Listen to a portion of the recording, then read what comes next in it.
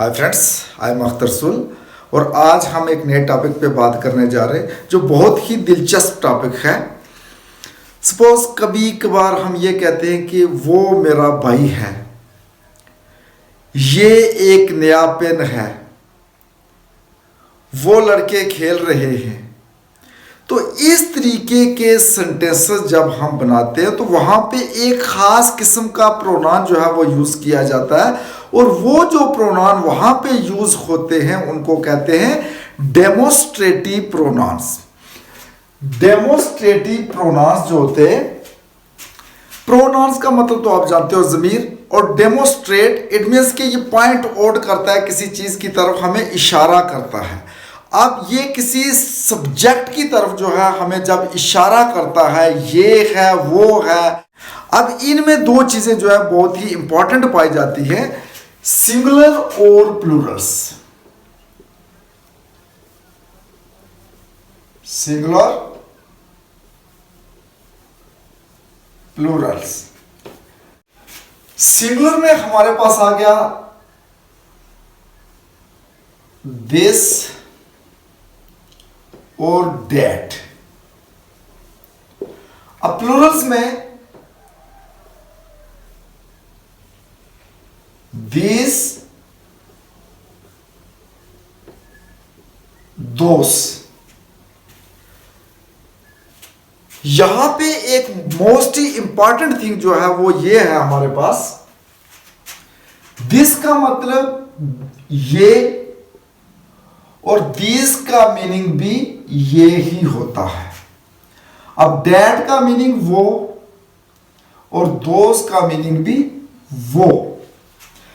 एक चीज यहां पे जो है, दिस और दोस्त जो है ये मोर देन वन के लिए इस्तेमाल किए जाते हैं। जब दो आदमी हो, चार हो, 10 हो या कोई भी ऑब्जेक्ट जो है जो ज्यादा होते हैं उनके लिए दोस्त और दिस का इस्तेमाल किया जाता है। और जो सिंगुलर होता है, एक कोई ऑब्जेक्ट जहां पे होता है वहां पे दिस और डैड का इस्तेमाल किया जाता है। एन अदर इंपॉर्टेंट थिंग कि जब भी ये प्रोनाउन इस्तेमाल किए जाते हैं, ये प्रोनाउन जो है साथ में लिंकिंग वर्ब को लेते हैं। Linking verb. दूसरी इंपॉर्टेंट थिंग जो है हमारे इन प्रोनाउंस के बारे में वो ये है कि नजदीक के लिए दिस और दीज का इस्तेमाल होता है और दूर के लिए डैट और दोज का इस्तेमाल किया जाता है। कि नजदीक और दूर की चीजों के लिए, सपोज ये दिस जो है इसका मीनिंग है ये और ये पास की चीज के लिए लगता है। अब मेरे पास एक बुक है तो मैं ये कहूंगा दिस इज अ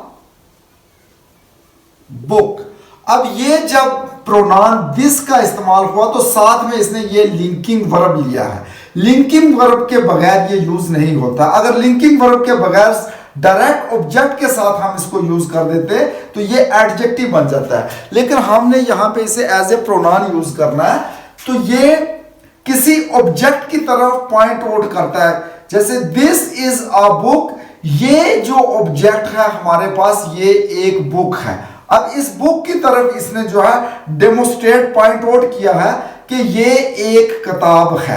अब ये बुक जो है हमारे नियर है, नजदीक है, तो नजदीक के लिए दिस का यूज होता है और वो भी सिंगुलर के लिए यूज किया जाता है, एक चीज के लिए। देन अब इसके बाद इमेजिन करते हैं कि हमसे दूर एक पेड़ है, एक ट्री है जो हमसे बहुत दूर है, तो है भी सिंगुलर, तो हमने उसके लिए क्या करना है, that. That is a tree, वो एक दरख्त है। अब ये जो है ये पास के लिए हुआ है और ये जो है ये दूर के लिए हुआ है। ये जो ट्री है लेकिन ये फार है, हमसे बहुत दूर है, बट ये भी सिंगुलर के लिए ही यूज किया जाता है। देन अब आते हैं दीज के ऊपर। अब हमारे पास बहुत सी बुक्स हैं जो हमारे बिल्कुल नजदीक हैं, तो नजदीक के लिए हम लिखेंगे दीज आर माई बुक्स, ये मेरी किताबें हैं। लेकिन ये जितनी भी बुक्स हैं, मान के चलो 4 हैं, 6 हैं या 3 हैं या जितनी भी हैं, ये बुक्स मेरे नजदीक हैं। और है भी क्या, ये प्लूरल्स हैं, ज्यादा है। अब कुछ लड़के जो हमसे काफी दूर हैं और हम उन लड़कों के बारे में बात कर रहे हैं और है भी ज्यादा, तो प्लूरल्स के लिए हमने दीज नहीं दोज का यूज करना है। Those are very intelligent boys, वो बहुत ही इंटेलिजेंट लड़के हैं, लेकिन वो लड़के हमसे दूर हैं। अब जैसे ये कहते हैं दिस इज माई मोबाइल, ये मेरा मोबाइल है। दैट इज योर पेन, वो तुम्हारा पेन है। अब ये मोबाइल जो है ये पास में है तो दिस लग गया, तो दूर है तो उसके लिए डैट लग गया। इसको हम कंपाउंड में भी बना सकते हैं। Suppose this is my mobile, ये एक सेंटेंस कंप्लीट हो गया। दूसरा यहां पे कंजंक्शन एंड,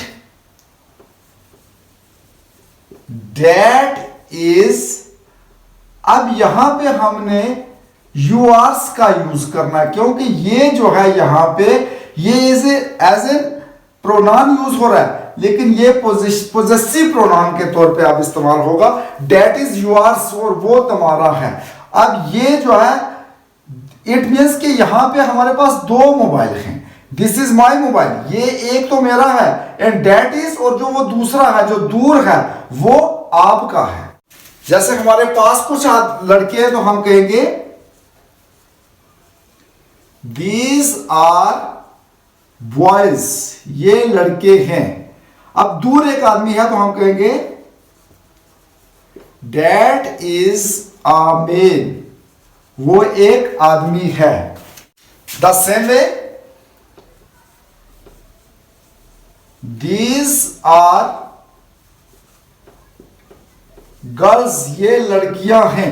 और इस बात से हमें यह क्लियर हो जाता है कि दिस सिंगुलर के लिए यूज होता है और वो भी पास वाले ऑब्जेक्ट के लिए, और डैट जो है ये दूर वाले सिंगुलर ऑब्जेक्ट के लिए इस्तेमाल किया जाता है। द सेम वे दीज जो है ये पास के प्लूरल्स, ज्यादा जो चीजें हैं या ज्यादा जो ऑब्जेक्ट्स हैं उनके लिए इस्तेमाल किया जाता है, और दोज जो है ये दूर के ज्यादा ऑब्जेक्ट्स के लिए इस्तेमाल किया जाता है।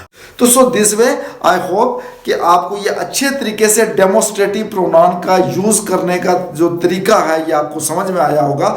तो इनमें मेन चीज ये है कि ये जब भी हम इस्तेमाल करते हैं ये साथ में लिंकिंग वर्ब लेते हैं और ये किसी ऑब्जेक्ट की तरफ इशारा करते हैं। ये एक मोबाइल है, वो एक लड़का है, ये एक किताब है, वो कुछ लड़के हैं या वो कुछ आदमी हैं। तो दूर और पास के लिए डेमोस्ट्रेटिव प्रोनाउन का इस्तेमाल किया जाता है, और इनका मीनिंग ये होता है पास का जो चीज होती है उसके लिए दिस और दीस का इस्तेमाल किया जाता है, और दोनों वर्ड्स का मीनिंग होता है ये। और दूर की जो ऑब्जेक्ट्स होते हैं उनके लिए डैट और दोस का इस्तेमाल किया जाता है, और दोनों का मीनिंग होता है वो।